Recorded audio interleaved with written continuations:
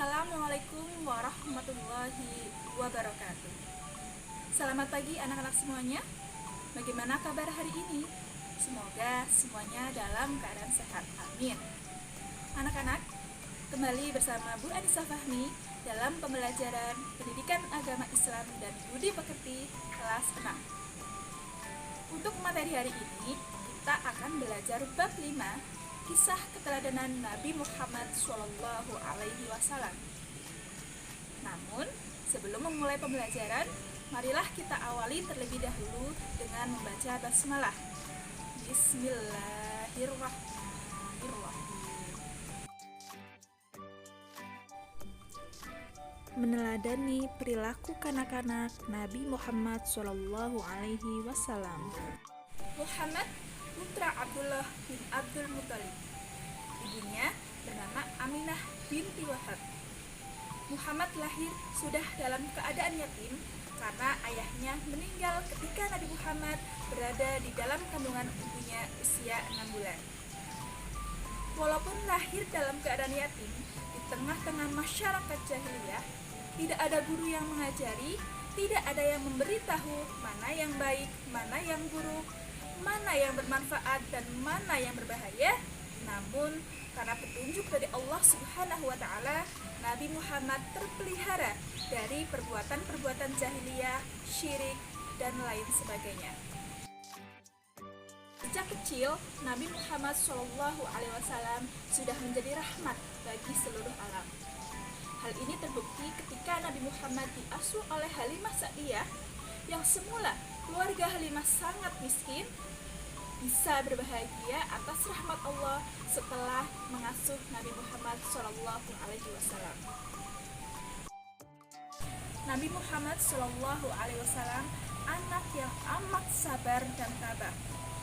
Setelah ibundanya meninggal, 2 tahun kemudian kakek tercintanya yaitu Abdul Muthalib yang mengasuh Nabi Muhammad pun wafat.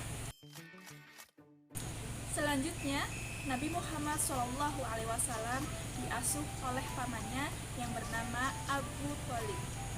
Walaupun kehidupan Abu Thalib sangat miskin, tetapi beliau sangat sayang dan sabar terhadap Nabi Muhammad SAW.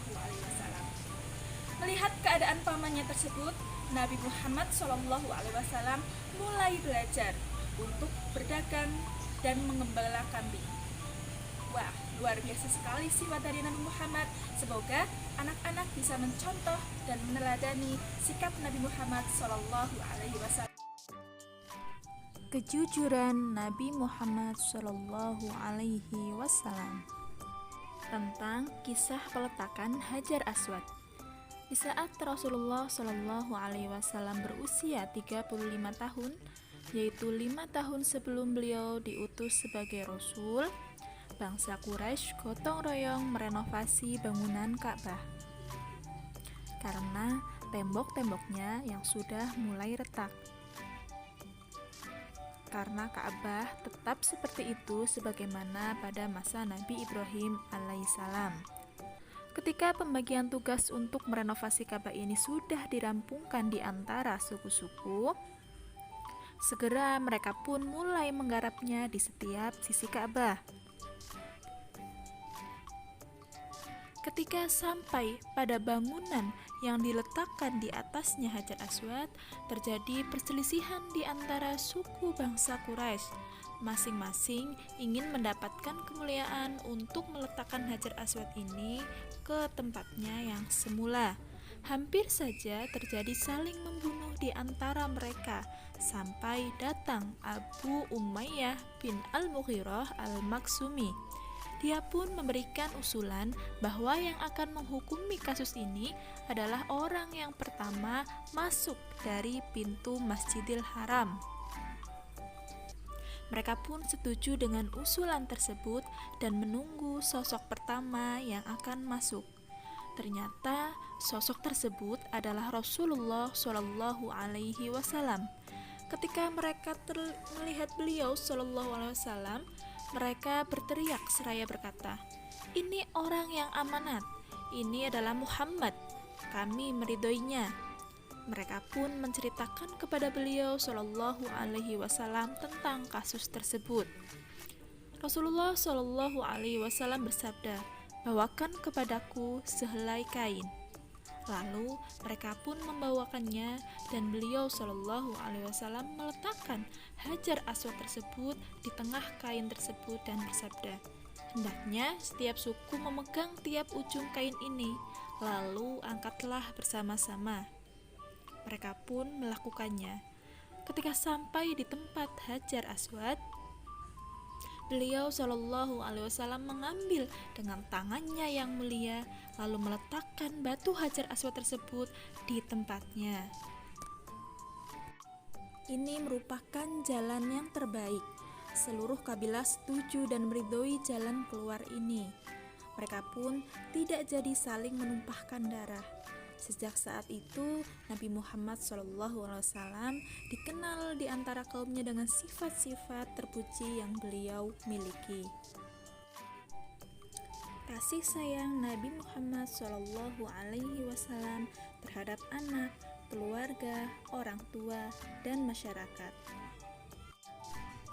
Pada zaman jahiliyah, penduduk Mekah tidak menghargai anak perempuan mereka. Namun, Nabi Muhammad SAW justru menggendong putrinya Fatimah yang masih balita sambil tawaf atau mengelilingi Ka'bah. Begitu pula setelah Fatimah dewasa dan dikaruniai anak, Rasulullah menyayangi cucunya yang bernama Hasan dan Husain. Rasulullah juga mengajarkan kepada kita untuk hormat dan taat kepada orang tua. Ibnu Mas'ud pernah bertanya kepada Nabi, "Amal apakah yang paling disukai Allah?" Nabi menjawab, "Mengerjakan sholat tepat pada waktunya." Ibnu Mas'ud bertanya lagi, "Kemudian apa?" Nabi Muhammad menjawab, "Berbaktilah kepada kedua orang tua." Kemudian Ibnu Mas'ud bertanya lagi, "Lalu apa lagi?" Nabi SAW menjawab, "Jihad fisabilillah." Rasulullah tidak pernah menyakiti hati orang lain. Hal itu dapat dibuktikan dalam hadis beliau yang artinya, barang siapa yang beriman kepada Allah dan hari akhir, maka hendaklah ia berkata yang baik atau diam. Hadis Bukhari dan Muslim. Kepedulian Rasulullah Shallallahu Alaihi Wasallam terhadap lingkungan. Kepedulian Rasulullah bukan hanya pada ibadah seperti sholat saja, tetapi beliau pun peduli terhadap lingkungan hidup. Contohnya saja, Nabi Muhammad sangat hemat dalam mempergunakan air.